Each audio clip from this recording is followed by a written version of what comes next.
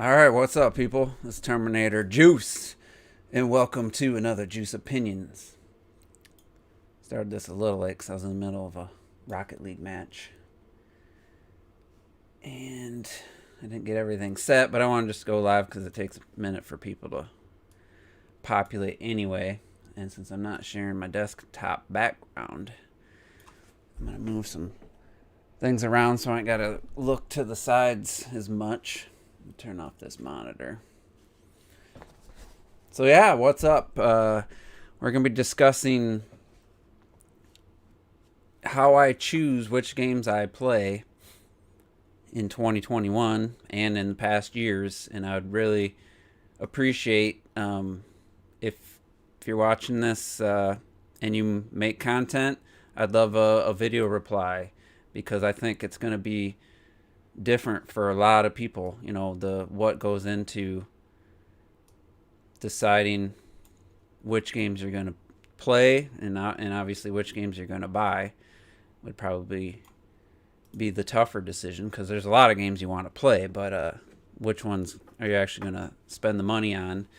And before I answer that, though, I need to set up a few things to kind of help explain. And I think one of the biggest things is what are my favorite genres. I mean, that's a big factor. So for me, it's not even close. I don't even know technically if this is just a genre by itself, but just adventure games.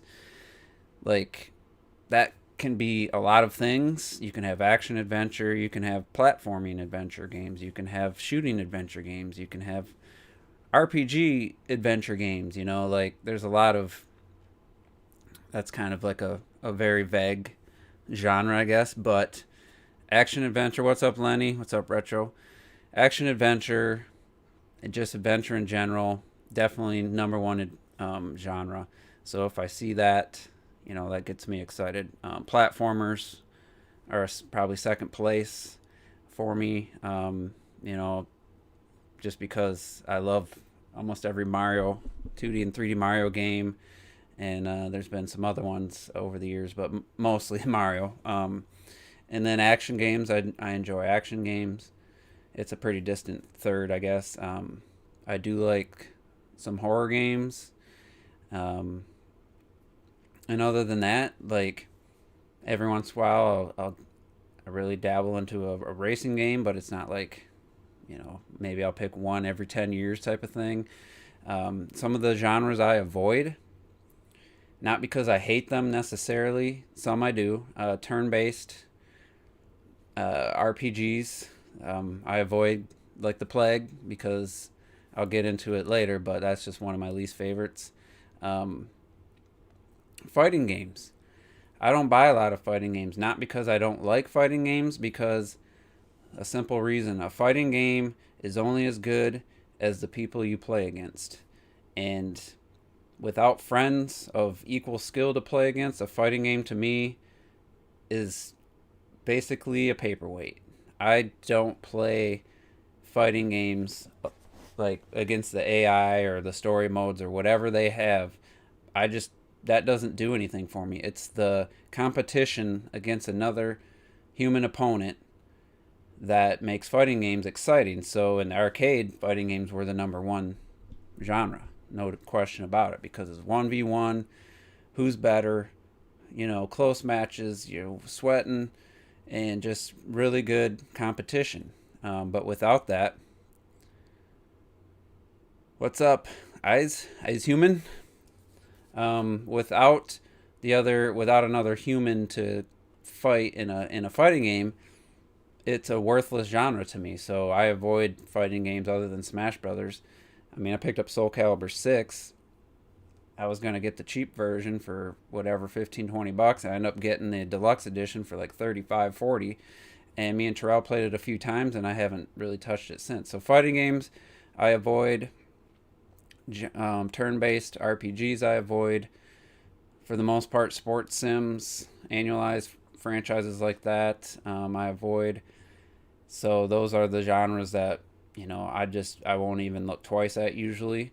And then there's a whole bunch of in between. You know, there's puzzle games. Yeah, I mean, you just type the same thing. To me, it says eyes human. Um, Puzzle games, I don't really get into, and trying to think like strategy games, RTS games, never really get into that kind of stuff. So for me, if it's an adventure game, it can be an action adventure, it can be an adventure platformer, it could be a shooting game that's an adventure game, and I'm excited. So that's like my top genres, and I don't know if I'm forgetting anything. So that's first step. What genre do I like? The next thing is um, is an established franchise or established developer. DOA. I like DOA 4. Me and my buddy played a ton of that. I never bought another one. I never bought one before, just because fighting games to me, I could buy one fighting game every 20 years, 10 years. I had Street Fighter 2 Turbo, Mortal Kombat 2, and Killer Instinct on the Super NES. The next fighting game I bought was Dead or Alive 4. So it went that. Oh, Soul Calibur. Sorry, Soul Calibur '99. Um, and I did pick up Soul Calibur 2 on GameCube. Barely touched it, and then Dead or Alive 4. So there's been a few in between, but from Super NES, then it was the next fighting game I purchased was for the GameCube, our Dreamcast in '99, and then the GameCube a few years later, and then Xbox 360. So, yeah, so those are the genres I like and ones I stay away from, and then you got established franchises, established developers. Those are things that I pay attention to. But yeah, I was hoping a few more people would jump in before I got to the main thing. But I kind of just want to make this a more focused video and not just rambling on for an hour. So with that out of the way, how do I decide which games I'm going to play, which games I'm going to buy, which games I'm going to buy at launch, which games look interesting but I'll probably wait for a price drop, which games I'm going to skip? Well, to answer that question, we got to go way back. Way back to probably the mid 90s, late 90s. And one of the things when I was a kid, I was fortunate because one friend lived 3 houses down, same road, and he was a big gamer, and his dad was willing to buy, basically he could get games all year long. He didn't have to beg and plead wait for Christmas or a birthday, and he didn't have a dad who hated the idea of kids sitting inside playing video games on a TV. So he had most of the Super NES and NES games that I played. I had a collection, but very small. Depends on how you see puzzle games. Though, a video to come up. The shrines in Breath of the Wild and Vaults and Marvels are 100% puzzles. Yeah, I like puzzle elements. I just don't like puzzle games. I mean, I'm not going to buy a puzzle game, but I like puzzle elements in my games. But anyway, so I was like, all right, I got to mow grass, and I get $10, $15 a pop in the summer, and it's not like grass grows that fast. So it would take me a couple months to save up for a Super NES game. And so I had to choose, well, I'm not going to buy Turtles in Time because my buddy has it, so what am I going to buy? Well, my first game was A Link to the Past. And then I think I want to say Street Fighter 2 Turbo I bought. I know some I got for Christmas. I'm trying to think of the ones I actually bought. Mortal Kombat 2 I went out and bought with, had to mow a bunch of lawns in the course of a month and a half, 2 months, so I could go buy a game. So in the beginning,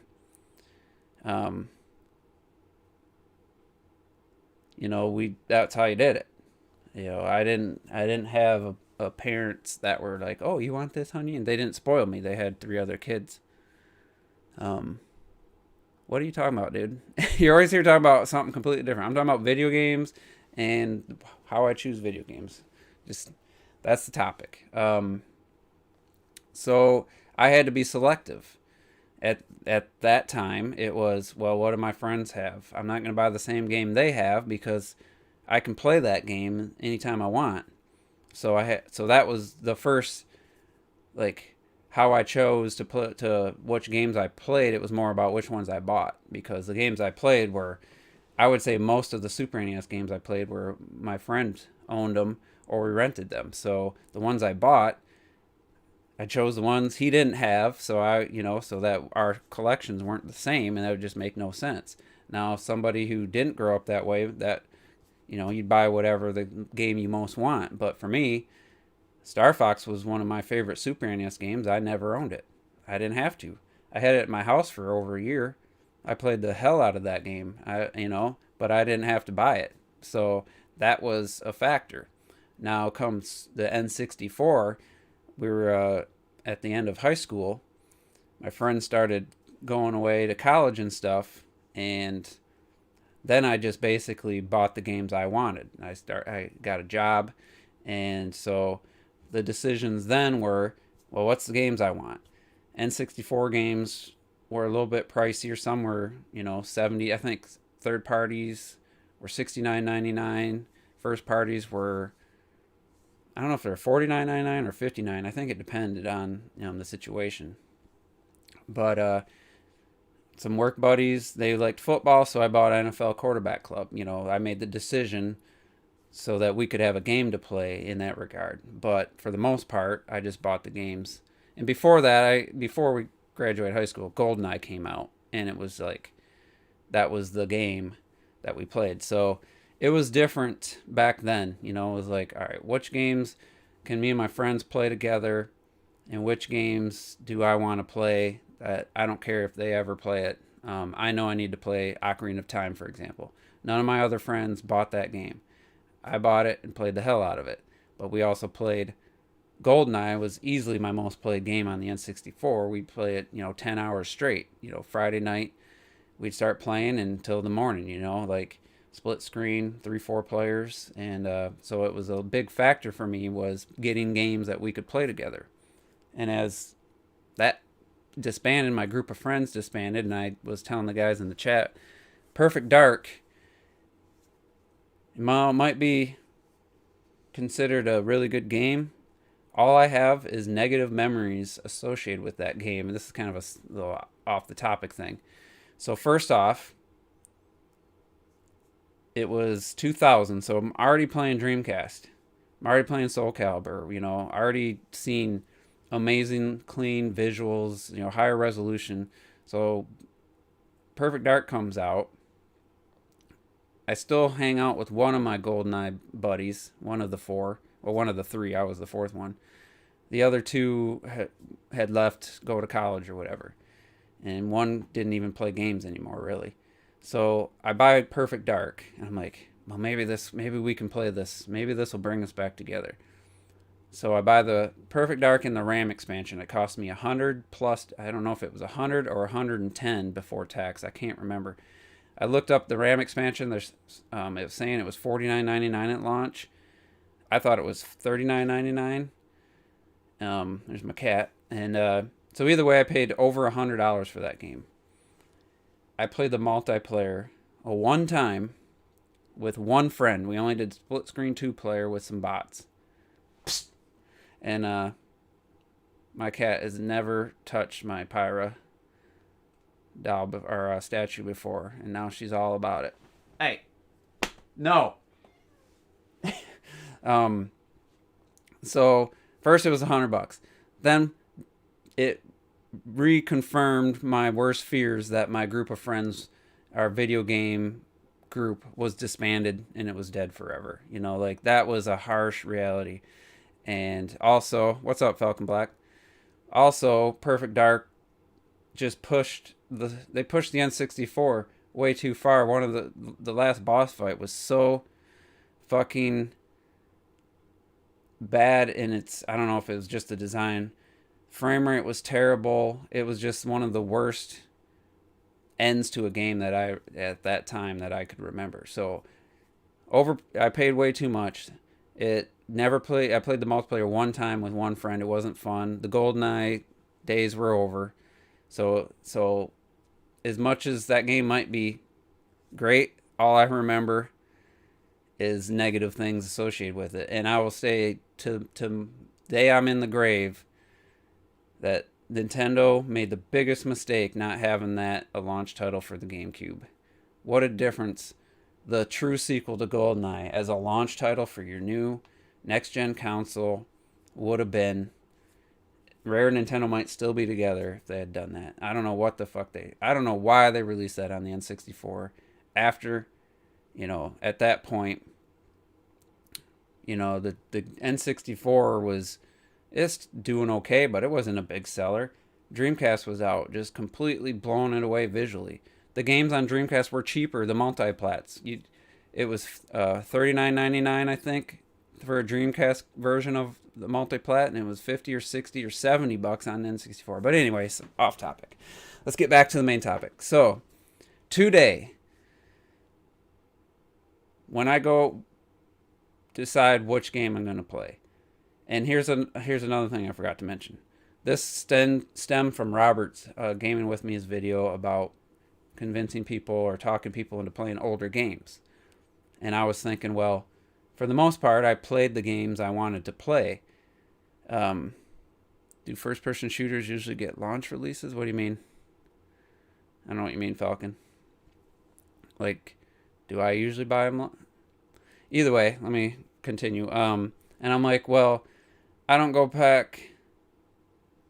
No, GoldenEye was not on N64 at launch in the US. It came out like a year later, 97. Summer of 97. I think it was like May or June. Maybe in the UK it was a launch title. But first-person shooters at that time didn't. But the true sequel to GoldenEye on the GameCube at launch? Come on. So anyway, I was thinking back, Robert's talking about getting somebody new to gaming to play older games and why they might not want to play older games. And I'm thinking, well, why didn't I play certain games? I'm like, well, it's because I chose not to most of the time. So I'm like, well, what made me just make those decisions? So that's what started this. And one of the things I think I started to say earlier and I got sidetracked. One of the early lessons I learned after, deciding to buy games based on what my friends had was, I don't know if I was 18 years old, whatever age I was young. I realized I wasn't going to be able to play every game, by a long shot. I realized that. It hit me at some point, and I remember, there's just no point in even trying to even consider the thought of playing every game. And there's going to be games that I'm going to miss because I can't play every game. So that's when I kind of started being a little more particular about the games I bought. I didn't share this story now, but I've shared it in the past. One of my last couple NES games I got was Double Dragon 3. I played Double Dragon 2 at a friend's house years before. I saw they had a third game. The cover art looked cool. I asked for it for Christmas. I waited, most of the year for Christmas to get this game. And it was absolute dog shit. It was so bad. Even with a friend, we could barely get to, the second level or third level. I don't think we ever beat either the second boss or third boss. And by myself, it was impossible. That's when I learned, I forgot to mention, that's when I learned I didn't like beat 'em ups. I tried again with Batman Returns, and I was reminded that it's just not a genre for me, especially a single player one. But anyway, I got this terrible game. I was stuck with it. What do I do? Well, I'll just play the games I like again. I'll just replay Mario Brothers 3 or whatever. That was a tough blow to somebody who didn't get a lot of games. And Ms. T likes to bring up, or he's just joking around. But I don't ever I've never bought more than 21 physical games for any system, and for some people that's probably way low. So with that in mind, I know I'm not going to be able to play all the games. So I'm also not that worried about playing as many games as possible. It's one of the reasons why Game Pass just doesn't work for me. It's not that exciting. I've had it 4 times now for a total of 8 months under 1 month trials and 2 3 month trials. Um, it just doesn't work for me because I just don't care about playing as many games as possible. I'm more about playing the highest quality games that I can. I'd rather play 3 really high quality games than play 10 decent games. Like for me, I'd rather play 3 games that just make it like high up on my top 10 list, top 20 list, whatever, than play 10 games that wouldn't even make my top 50. Like Double Dragon 3 for Christmas game. I Feel Your Pain. Yeah, that game, that's trash. I don't even know what happened to it. I didn't care. Also got Ninja Gaiden 3 or 2, and that was just impossible. But anyway, I got sidetracked. So yeah, I don't buy a lot of games. I'm a little bit lost in my train of thought there. What was I saying? Oh yeah, trying to decide which games I'm gonna buy. Again, I completely lost my train. If I could, I'd just listen back to what I was saying so I could pick up where I left off. But either way, maybe it'll hit me, maybe it won't. Shit, that sucks because I don't want to just start over and repeat what I was saying. And then I shouldn't read comments when I'm in the middle of a thought. But yeah, I'm kind of I ain't gonna lie, I'm kind of lost at where to go with this. So I guess let me recap and maybe get back to somewhere where I can make some sense. Um, I don't buy a lot of games. Oh, that's what I was saying. I'd rather play 3 like really great games than play 10 okay games. So that's kind of I'm happy. Last year I played, I think, 7 games that released in 2020. I played a couple older games. Maybe it was 6 or 7. I was completely happy with that. That to me is a good year. There's been years where I barely could make a top 5 list, and that was, that sucks. But at the same time, I'm kind of fine with that. So obviously, yeah, Ninja Gaiden 2, man, the wind changing bullshit, and then I was young, just the cheap enemy spawning, and I only liked it because my cousin had the first game, and the opening cinematics and the music, it just blew my mind. But the actual game wasn't that great. So, all right, so yeah, last year I should have wrote this down. Last year I bought Ori and the Will of the Wisps, Doom Eternal, Last of Us Part 2, Hyrule Warriors Age of Calamity, Immortals. That's only 5. Which one got kicked out of my top? Resident Evil 3, the remake. I didn't buy Flight Simulator, but I played on Game Pass. I played it enough to count. So I think that was the 7 games. So I skipped. What did I skip? Animal Crossing, Paper Mario, the Assassin's Creed, Watch Dogs Legion, Cyberpunk. I skipped those games and have no intention. Maybe someday pick up Cyberpunk when it's super cheap and the games and the next gen version's out or something. Because it seems like there is a decent game in there. But so yeah. So if I only play 7 games last year that were 2020 games, like, to me, I'm completely satisfied with last year as a gamer. Like, I had enough good games, a couple, 3 or 4 of them, basically out my top 5 were really good games, and I'm happy with that.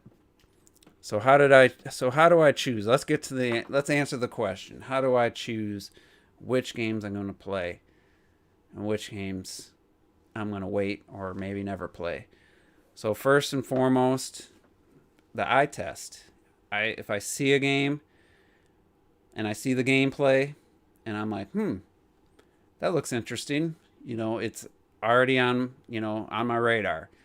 Obviously, I was talking about this earlier. Established franchise sequels, established developers making a new game. Like when Team Cherry, if Silk Song comes out someday, and it's like amazing, as good as Hollow Knight, then the next game they make, I'm probably gonna be on board unless it's a turn-based RPG. Like I'm gonna be on board.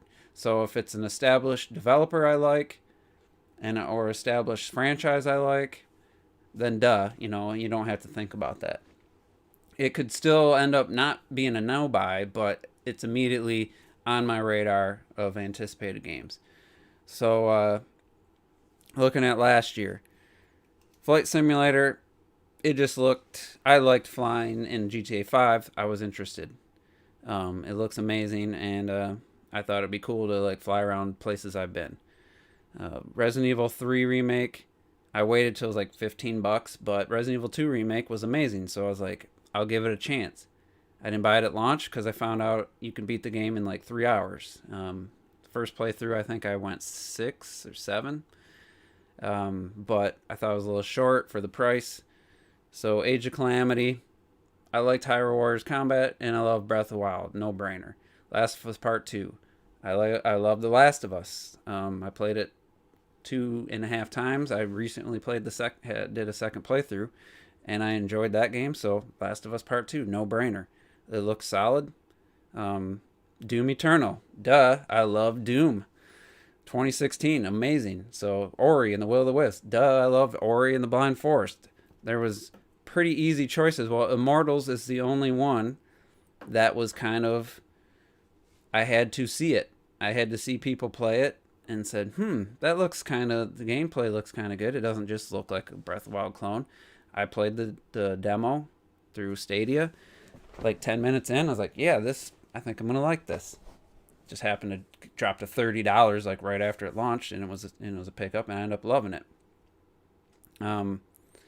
So that last year was a little bit easier, mostly sequels, other than Immortals. But the previous year, Resident Evil 2 Remake, when they first announced it, it did nothing for me.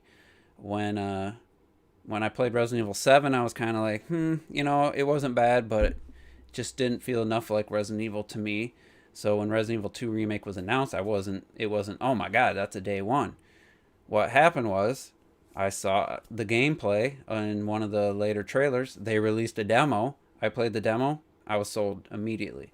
So demos, for me, are actually a big part of choosing games. Control. I forgot that game existed till it was in the Game of the Year list for nominees for Game of the Year. So I was like, well, let me watch IGN's review as the first one popped up. And I wasn't necessarily listening as much to the review or the score.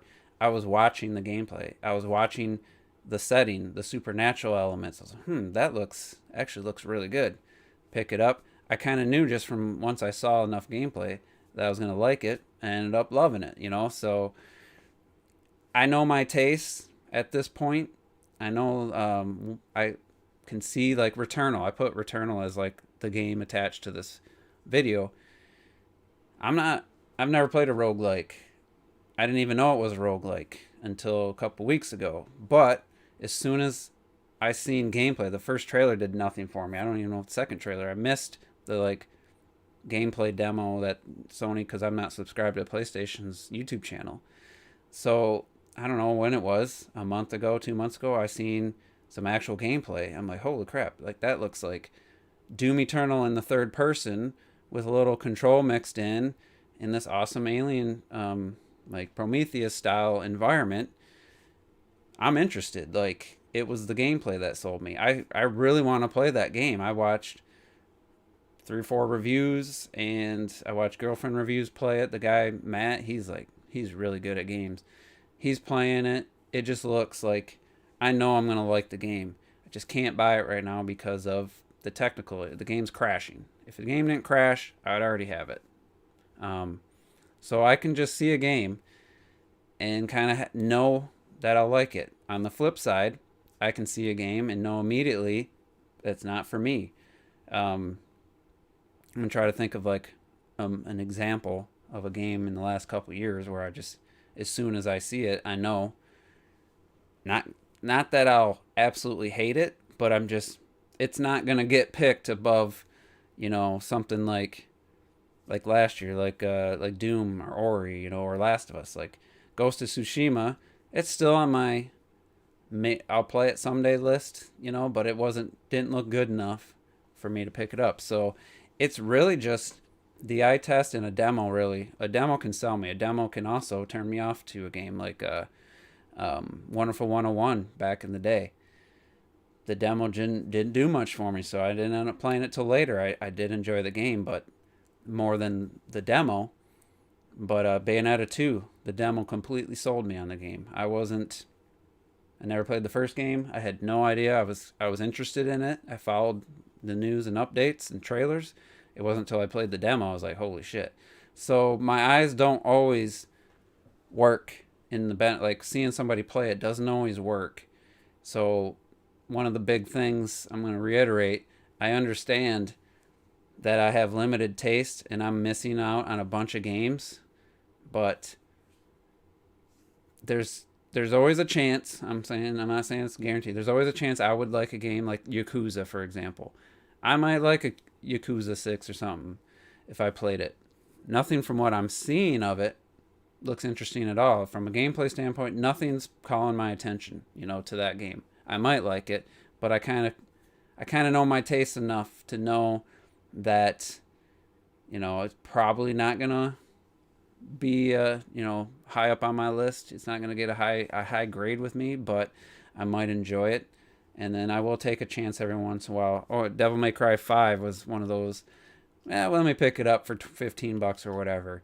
It was okay, I didn't love it, didn't hate it, So it's kind of like, it seems simple to say, but at the same time, somebody else their reason for buying a game might be because they can play it with their girlfriend or wife or husband or boyfriend. They can play it with their kids. It has good online, co-op that they could play with their brother or something like that. For me, none of that applies.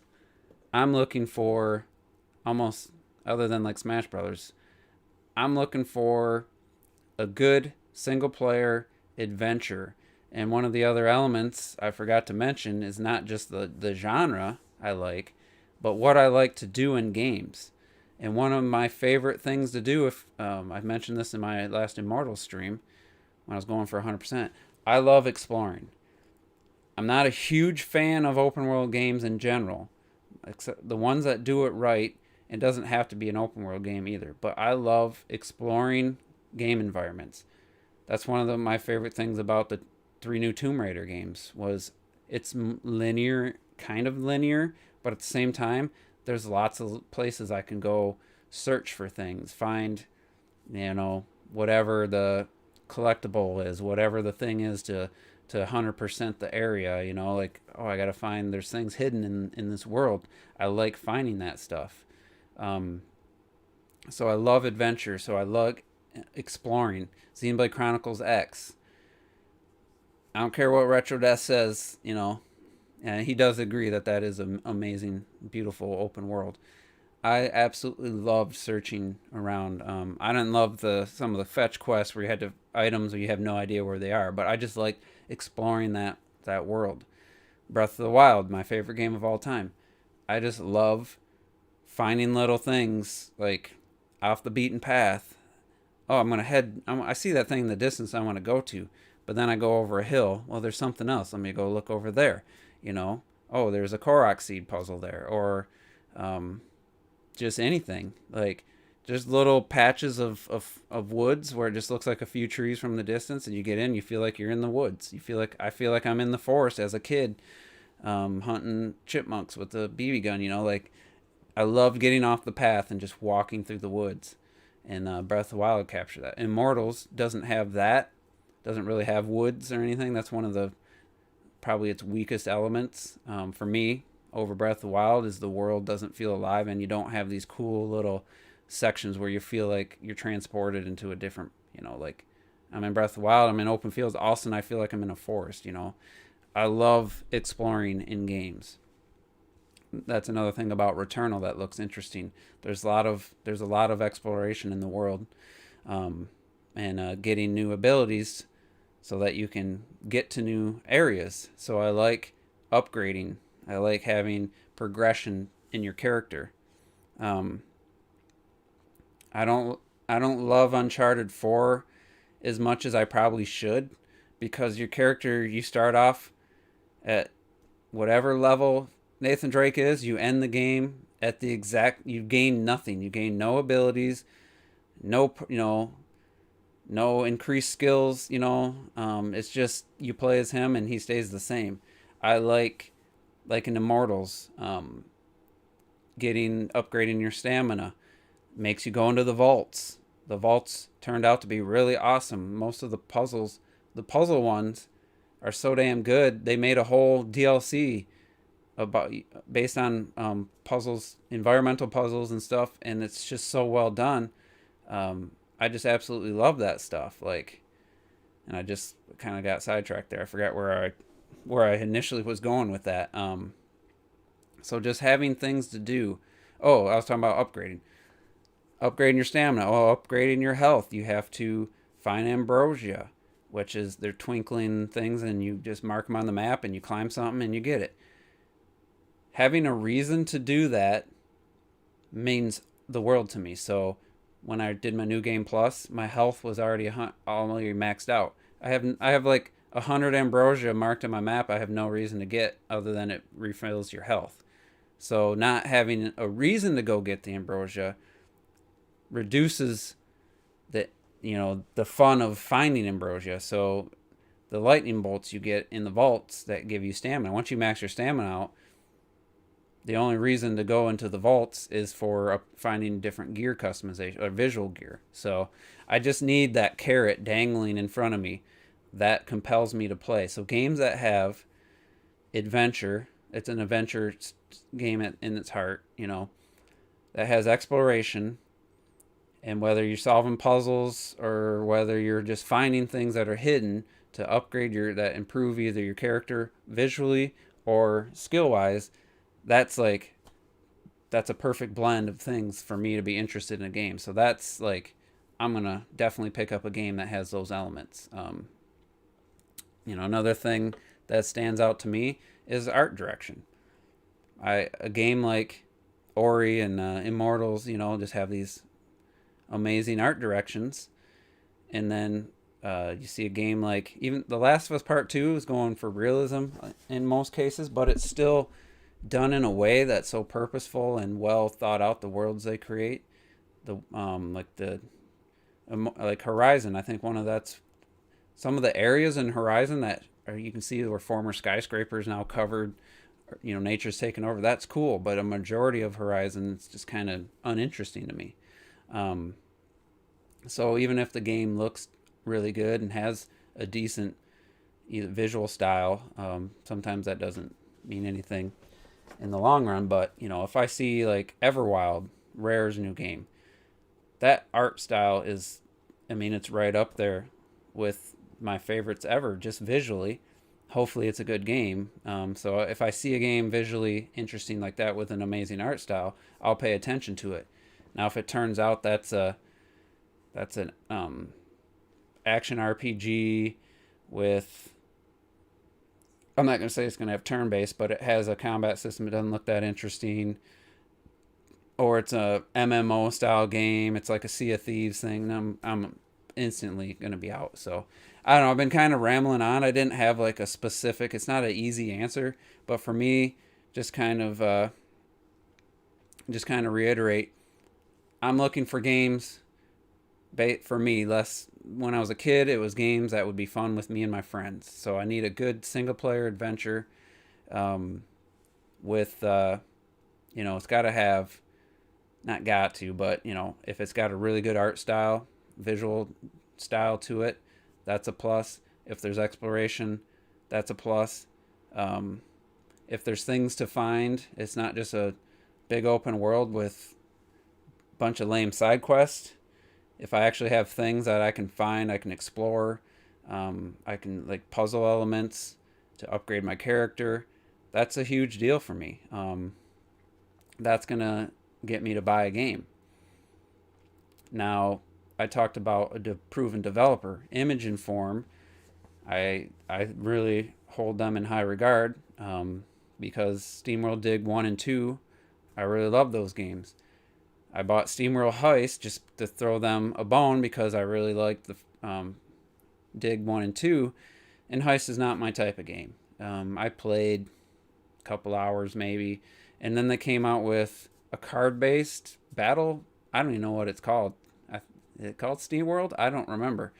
As soon as I seen it was a card-based battle system, I just turned it right off. I never thought of that game again. Like, it just, there's no reason. Decide what skills to lock down. Slow down gameplay. What do you mean? Like, you don't like to have an option of I want to upgrade my defense or I want to upgrade my offense? Like, that gives you purpose right there. Like, do I want to upgrade my stamina or my health meter? Like, there's a decision to be made, and it depends on your play style what you want to do. If you want to climb a lot in Breath of the Wild, you're going to put your stamina up first. If you want to take on tougher enemies and have more hearts, you can take more damage. Your favorite genre, third-person adventure, which can have leading to other styles. Yeah, adventure action, puzzle adventure, platforming adventure games. And I like skill. I don't know about skill progression. I like having a reason to search, to explore, finding something that does something benefits either my character or I'm trying to think of other games that don't have it specifically for character progression. But like even visual customization, Breath of the Wild, I love doing finding the gear, the other costumes, and upgrading the costumes. Yeah, that did benefit me, but it was something to do. It gave me something like a list of chores, if you will. Basically, I set my own challenge. All right, I want to fully upgrade like my favorite gear in Breath of the Wild, and then I start finding out like the later stuff you needed star fragments, which are hard to find. You need shard of the horn of all three of the dragons. You needed shard of their claws or tooth or whatever it was, and then a scale. And I was like, man, I waste hours doing that stuff. So the games that don't interest me. What was the reason to explore Xenoblade Chronicles X? Because it was a alien world that humans had just got there. So it's like you had to explore the world because you had to find, well, you're looking for parts of your ship. Hopefully the part where the humans are, where your bodies are, because it turns out, spoilers, you're an avatar and your body's somewhere in hibernation and your mind is being projected into that, whatever they were called. So you had to find that. And I don't know, other than that, I mean, that was the main driving force. The other would be, I think, mostly story, side quest stuff. And then later, for me, it was just a joy to explore this alien world. I felt like if there was ever going to be like a VR game that could, like in Ready Player One, where you actually feel like you're in the world, put me on an alien planet, and I'm not talking about fucking No Man's Sky, randomly generated wonky ass looking worlds and enemies. A well thought out design alien world, and your only goal is to explore a world and be the first person to explore that world. I would play that game if there was no other objective except just to see the things you could see, the sights you could see. The first time you see those big rings in Oblivia in Xenoblade Chronicles X, or in Sylvium, like exploring that. So for me, it was just the exploration was enough. But things I avoid, and this isn't just because, this is because I played in the NES, Super NES days, I played everything you could play. My buddy loved turn-based. It's the only way I experienced Final Fantasy 3, which I think is 6 for everyone else outside the US. I watched almost the whole game, just watch him play. Like I was interested in the the visuals and the story. I didn't really care about the gameplay. So turn-based games are almost always at this point. I tried playing them. Don't get me wrong. Child of Light was probably the last one I played. I get not. It's not stressed. I get annoyed and bored with turn-based combat where you're just going through menus and selecting, and it just becomes, what's the word I'm looking for? I stare at the screen, but then I just, it doesn't, I'm not even worried about focusing on the screen anymore. I'm just looking at the menu. Okay, attack, whatever I'm going to do, spell, defend. And I kind of zone out, and I'm not having fun. I've always preferred Legend of Zelda was the first adventure game I played. So any turn-based game I played where you just walk around and random battles will happen, and then you have nothing. Your characters would just do a Pokemon, just move, and an attack would happen. It's just never like that. I've tried them. I always went back to Legend of Zelda, Link to the Past, like those games where I'm moving around and I'm dodging and stuff. That's always clicked with me. That's always been what I like. So a turn-based game, almost instantly I lose interest. It's off my radar. Like that card-based game from Image and Form. As soon as it was a card-based battle system, turn-based, I just don't care. Art real-time strategy, just not interested. Strategy games in general, even Fire Emblem, I liked it enough, but not enough to really want to ever play it. Be excited to play the next one. But I was close. I was close to buying Three Houses. I did like the mobile game, so I almost bought that, but just not enough interest there. This is gonna sound weird. I've never owned a game with an isometric camera perspective, and it's not like they're bad games or it's any type of genre, but when I see that, and I think 3D World's probably the closest to an isometric game.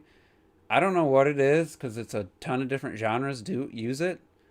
I've never really been that. Doesn't, when I see it, I don't get excited for it. Even the Immortals DLC, the third DLC, uses a fixed isometric, and it just, I don't know why. I don't know what difference that makes. I've never, that's just, my interest goes down when I see that kind of stuff. I don't know what it is. I've never really been into the dungeon crawlers, like the Diablo style games, the loot based games generally, like a loot based RPGs. I just never been interested in those. So even though Returnal has kind of that, a little bit of that, I can live with that if the other elements are really appealing to me. Sports games, sports sims at this point, I really don't care anymore. I played a ton of them when I was growing up, and I kind of got my fill. Now, Rocket League, I haven't even mentioned Rocket League yet. I saw Rocket League, barely paid attention to it in 2015. My buddy was, oh, you got to play Rocket League. We got to have a game night. We got to play Rocket League. And we're like, no, we're playing Call of Duty. No, we're playing Smash Brothers. I think it was more Smash Brothers than Call of Duty at that point. We got to play Rocket League. No, I saw glimpses of it. No interest. But I still considered buying it for him, and I kind of wish I had. I wish, because at this point, I'd be a lot better because I would have got in early. But anyway, there was nothing really about Rocket League that just visually said, I got to play this game. They announced it for Switch. I'm like, cool. I'll finally try it. It came out, what was it, 15, 20 bucks? I can't remember. It wasn't very expensive. And I pick it up, and I start playing it, and I'm like, damn, this is fun. Score some goals. Me and T, and I think it was T and I, and then Retro Death. I'm like, wow, this is actually really fun. So that's a game that was off my radar pretty much. I knew about it because of a friend telling me to play it. And then I end up playing. It's my most played game of all time by a long shot. I'm at, let me look here, 874 hours on PC, on Steam. And then 450 hours on Switch.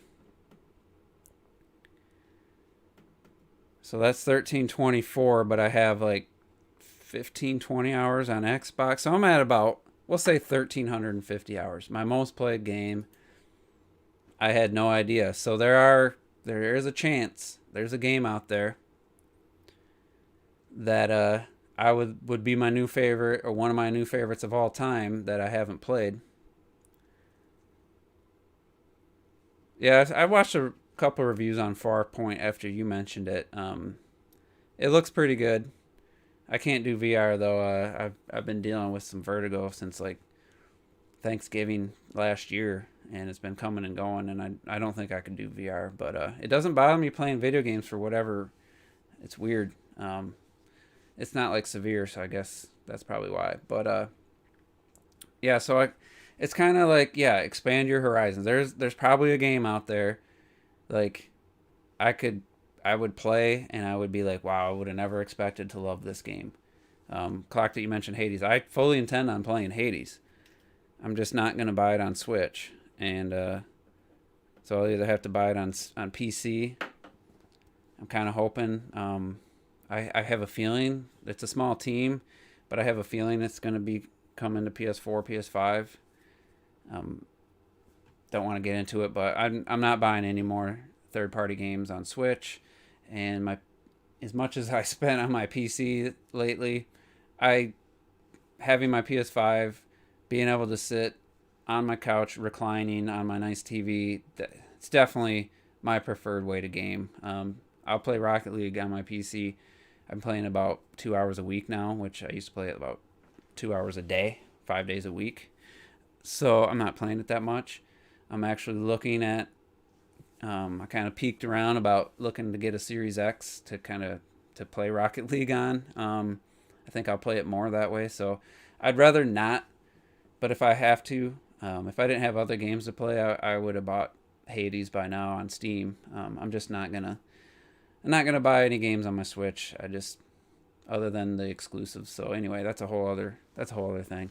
But anyway, I meant for this to be a little more focused and short. Of course, I can't do that. Pretty much an hour. I just can't help it. Especially when more people start joining. I don't want to just end. So yeah, I mean, it's a long answer made short. Sequels of games, I'm interested in, and I'm looking to play or buy. If I love a game, I'm probably gonna like the sequel, so I'm looking to buy it. An established developer I like, that's a good sign. That's gonna get me interested. Game's gotta pass the eye test though. Gameplay, whether it's visual style or the actual gameplay, on just seeing previews or trailers. That's why I get so mad when it's a CGI cinematic trailer for a game. I need to see gameplay, because that's gonna be the foundation leading towards me buying a game. Gave serious thought to selling my PC. Spent a long time contemplating getting Rocket League. I mean, Rocket League's free to play, T. So you just gotta download it, and then you're gonna have to link your Epic account so you have all your progress from the Switch. I don't know if you did that yet, but once you sign into the Epic account, you'll have everything other than you won't have your DeLorean. You don't have the third party. That stuff doesn't cross over. So I think you'd have to rebuy it. But Darksiders 2, I mean, it looks, I remember when Darksiders 2 came out and I watched the reviews, and it's like a Zelda-like game. I don't know, something about it. I don't know if it was the art direction or something didn't really draw me in, but someday I might play that someday. I'm playing Days Gone. You should be happy. I'm playing Days Gone. I got like 23 hours. I fully intend on getting to at least trust level 3 with all the camps and taking on a couple hordes. So that's you should be happy you should be happy. Quit being greedy. So yeah, I haven't even played Resident Evil 8 yet. I got home, long work week, had to mow the grass. I got Willow on Blu-ray. I hadn't watched that movie in about 10 years. I know the exact last time I watched it. I was at the bar with my friend and this older lady that was friends with a girl I knew, or the mother of a girl I knew. She really wanted my friend. He had a girlfriend though, and she's like, we should go to your house and watch a movie. Well, it turns out she just really wanted a chance with my buddy. But so we get there, and she had a really good taste in movies. She wanted to watch Willow, so we watched Willow. It was 2011, I want to say spring or summer time, and so we watched Willow. That was the last time I had it on DVD, and it's one of the worst looking DVDs. It was an early DVD, and it just looks terrible. So I bought the Blu-ray, and I watched it last night, and it looks fantastic. Like they restored it, rescanned it, cleaned it up. I would say there's parts of that, most of that movie, even with the stop motion, elements. I would say it looks as good as, if not better than, the Lord of Fellowship of the Ring on Blu-ray. Like it looks clean. It's really well restored. Anyway, I watched Willow, and then it was like 9:30, and I was like, I'm dead tired. I was having trouble staying awake at the very end of Willow, so I was like, I'm going to bed. So I haven't even played Resident Evil 8 yet. So, but anyway, yeah, I really intended on this being like a 20-minute focused. These are the things. This is the decisions I have to make to buy a game. It's all personal. It's all selfish. Like I said, make a video response. I'm curious, some of the other family guys, what is your deciding factor on buying a game? Robert, he thinks foolishly that he's going to play every game. And I was younger than him when I realized I couldn't do that. And then movies and TV shows, same thing. I learned a long time ago I wasn't going to be able to watch every movie. So then I just started focusing on the ones I really needed to see. TV shows. Since you're here, I just re-upped my Amazon Prime so I can rewatch season 5 of The Expanse, because I feel that show, out of almost that and Avatar: The Last Airbender, the second viewing was, I liked both shows the first time. The second viewing elevated those shows to my top 2 favorite shows of all time. The first viewing, really liked it. Second viewing blew me away.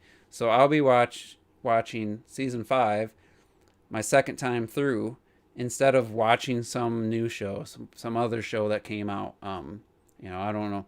Everybody loves to talk about the Disney Plus, WandaVisions and Mandalorians and Falcon and the Winter Soldier.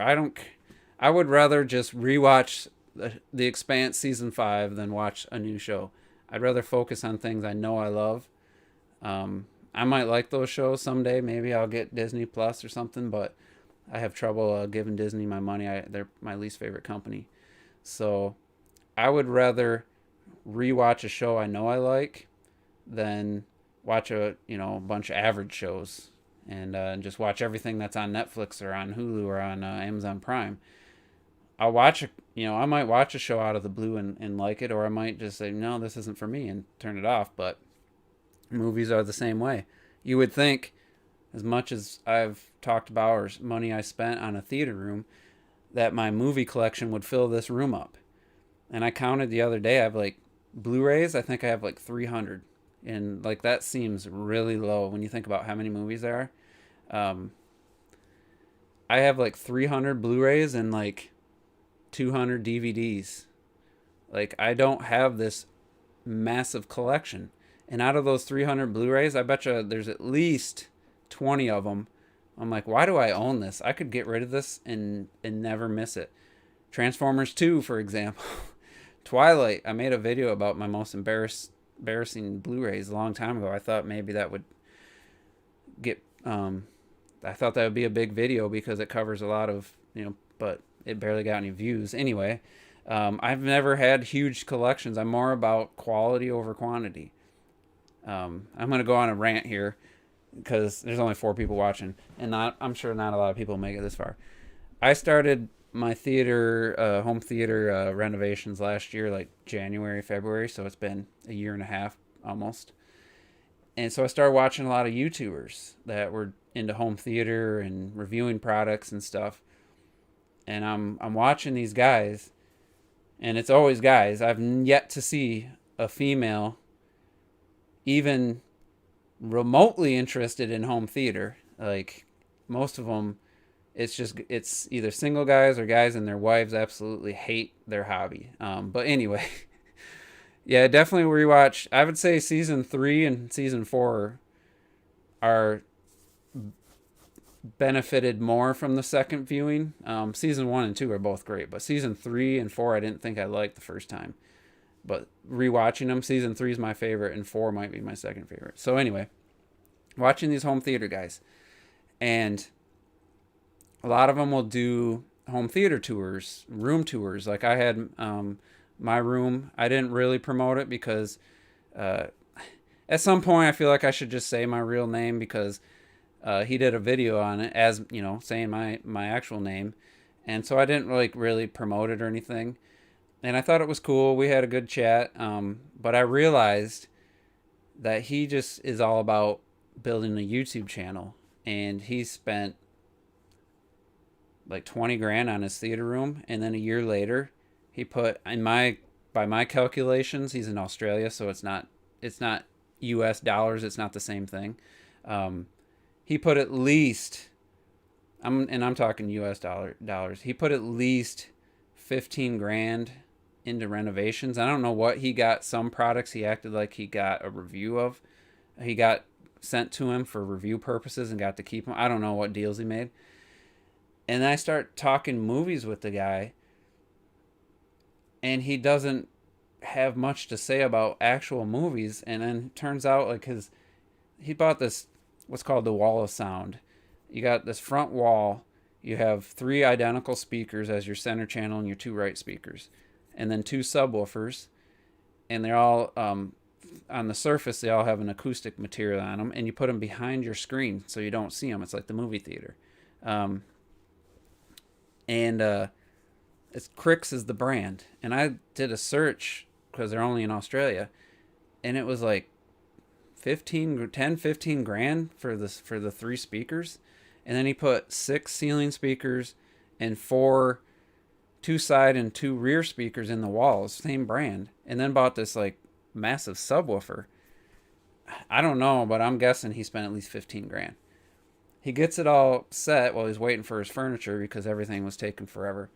Gets all this acoustic stuff. He told me he was going to make a deal with a company and they were going to do the full acoustics, and then his room would have to be available to showcase other customers. So anyway, 6 months, at least 15, maybe 20 grand US in this renovation. And then he mentions the things he demoed, and it was fucking Falcon and the Winter Soldier. It was, I forget what other streaming show. And then he's like, well, I watched Captain America Civil War, the airport scene. It was amazing. I was like, I know everybody loves Marvel. I'm kind of a Marvel hater. So I start mentioning some movies. And he's like, oh, I'd have to pick that up. And I found out he doesn't seem to care that much about movies. So why'd you spend like 40 grand in the course of a year and a half on a theater? And well, it turns out he just really wants to have a YouTube channel. He built a studio now. He did like a product review of the Apple 4K, and it's not even out yet. Like, he's just really all about, I can tell he's a nice guy. This isn't nothing against him wanting to have a career on YouTube, but he doesn't have a passion for movies. So that instantly made me less excited when he has a new video out. I'm like, the guy really doesn't care that much about movies. He did this room because it's just a hobby to him. It's upgrading is a nonstop thing. And then I started looking at other channels, and I've seen the same thing. One guy has probably even more expensive room, and he opened a drawer and he had like 20 DVDs, well, Blu-rays, and a couple 4Ks. That was his entire collection. The dude has like a $30,000 theater room dedicated. And then he talks about, yeah, we watched a lot of WandaVision, and he's watching Netflix and Disney Plus with a theater room. Now, if you don't know why that's a problem, or why I think that's stupid, is because as much as streaming has come along and video quality is pretty decent, if you listen to, let's say if you ever were over my house and I played streamed Aquaman or Batman versus Superman or on Netflix or something, or on Disney Plus, Star Wars, The Force Awakens, or even on Vudu, even the digital movies. If I played you those streamed versions in the theater room at loud volumes versus the Blu-ray versus the 4K Blu-ray, you would hear there's such a difference. I would say it's at least 2 times, if not more, just the dynamic range, the clarity, the bass, everything, just because audio gets compressed. So long story short, if you actually cared and you spent all this money and you actually cared, you wouldn't be streaming everything. You would be physical media. So, and the fact that you don't know that or think that's a problem tells me, that you're not really into the movies. Isn't the main motivation for why you spend all this money and make these videos. It's because you want to have a YouTube channel and you want to be a success that way. Either way, I don't know why that's been bugging me for a long time. And it's like, once I know that about somebody, I find it really hard to care about anything they're saying or their videos. It's like, if you're not doing it, for me, this is just from my perspective, if you're not upgrading and doing a home theater for the end result of watching movies, then you're a fraud to me. Like, that's just the way it is. I'm sorry. It's like, I'm kind of a fraud. I put all this money into my PC, and I'm not like that into PC gaming. For me, government gave us a bunch of money in the U.S. I had money to burn. I seen my friend that I used to work with. He has a really cool looking PC. And I was like, you know what? I think I can do that. It was more of for me, that was an example of, that's going to be fun. That's going to be something interesting. I want to see if I can accomplish what I can accomplish with my, I don't know, skills or my ability to do things. I feel I'm pretty good at things I do. I want to see what I can accomplish. So I'm proud of what I did. I love my PC, like the way it looks. I love my color pattern, my white and black I got amiibos in there now. I'm happy with it, but I'm not like some major PC guy, so it's, in a way, I'm kind of a fraud. But at the same time, we're talking about $400 versus $10,000, $20,000, $30,000. So anyway, I just had to get that out. You guys probably don't care, but it does bug me when somebody's making videos on something and I'm like, wow, I can relate. I love watching movies. I love home theater stuff. I upgrade my room every one thing, maybe every 5 years, maybe tops. These guys are upgrading every year. I upgrade my AV receiver once every 10 years. That's been my average. Once every 10 years. These guys are talking about upgrading from 1 year to the next. The same brand, minimal improvements. It just blows my mind. My projector is 5 years old, 1080p Sony. It was their base model. They still have a base model 1080p. 5 years on, I'm still happy with the picture, but I'd love to have a 4K with a better brightness. And you can't get true HDR with a projector, but I'd love to. But I'm probably at least minimum 2 years away from upgrading. So anyway, I'm going to end this because I could go on talking about this forever. I know people have stuck around, but I just find, even in gaming, as soon as I see the Juice crew, they'll know who I'm talking about. As soon as somebody kind of exposes themselves as they were not a fraud, but, hyping up something, a game series in particular, and then playing it on a stream and not knowing even the basic moves. It's like, if you're lying about that, like if you're exaggerating that, like how can I take you serious in anything else you say? And I've really had trouble watching that. Well, not luckily, but he or she hasn't put out any new YouTube videos pretty much since that happened. And I just stopped watching the streams because you lost me. As soon as I think you're a fraud, you lost me. Doc Trey 81, I know some people love his content. You guys mentioned this 100 times. When he showed his gameplay times on Wii U, I don't know why he chose to. The guy who's champion Nintendo games, Xenoblade Chronicles X, 3D World, all these videos, champion Nintendo, the Wii U and Nintendo. And his most played game was Immortals and Call of Duty, both like at 80, 90 hours. Xenoblade Chronicles, 2 hours. 3D World was like 5, 6 hours. Whatever other Nintendo games, they were all under like 10 hours. They were like, he barely played Nintendo games. And I'm like, I unsubscribed, and I've debated with him a few times on Twitter. As soon as I realized he wasn't the Nintendo fan he didn't ever claim to be, but when you're going to champion video after video, champion defending Nintendo, the company, the Wii U, and then you don't play their games, I'm done. I don't give a shit what you're good at as far as figuring out on LinkedIn about who's making what game. Yeah, I'm surprised the guy even buys games. Like his numbers were so low. Other than, like I said, Injustice. I might have said Immortals. Injustice, the fighting game, and Call of Duty Ghosts were his two most played, and Black Ops 2 was probably number 3. And I'm just like, you might say I'm a fraud at this point because Nintendo, I bought one Nintendo game in a year and a half, Age of Calamity. So in a way, I could see why people stop watching my content, but at the same time, I was that guy playing hundreds of hours of all those games. I genuinely was happy as a Nintendo gamer putting hundreds of hours into all their games on Wii U and stuff. I was all in. And when they just aren't giving me the games I like, the games I sink a lot of time into, I'm sorry. This is where this whole discussion is going to wrap it up. The games I choose to play, on Wii U, I played a couple games. I might not have played any because there wasn't as many in the early days.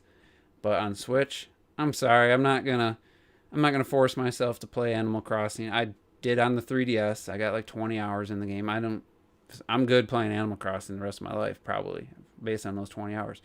I'm not gonna force myself to play that game. I'm not gonna go out of my way to play Good Job or whatever it's called, or the UFO game. They might be fun games, but I'm not gonna go out of my way to play those games anymore. I'm just gonna focus on the games I know I'm gonna like, the games I'm excited for. So anyway, I'm gonna get out of here. Way too long. This went way too long. Sorry to myself, because I could have been playing Resident Evil 8 right now. Could have been playing with my cat. She's sleeping. So yeah, I'm gonna end the stream. So thanks everybody for tuning in. Let me know, if you want to just do a more focused video. Tell me the reasons that you do decide to choose to buy a game. That was a bad sentence. The reasons why you buy a game and the reasons you play a game. Maybe you're not going to buy it day one, but someday you're going to pick it up and play it. Maybe you're going to play it on Game Pass or PlayStation Plus. So what are your reasons for the games you choose and the games you choose not to play? Because no one's going to play all the games. None of us, our top 5 lists every year is fairly different.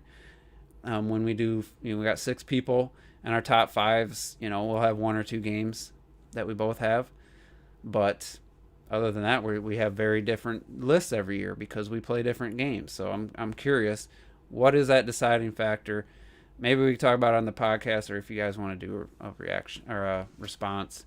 But yeah, so thanks you guys for tuning in, and we'll see you on Monday.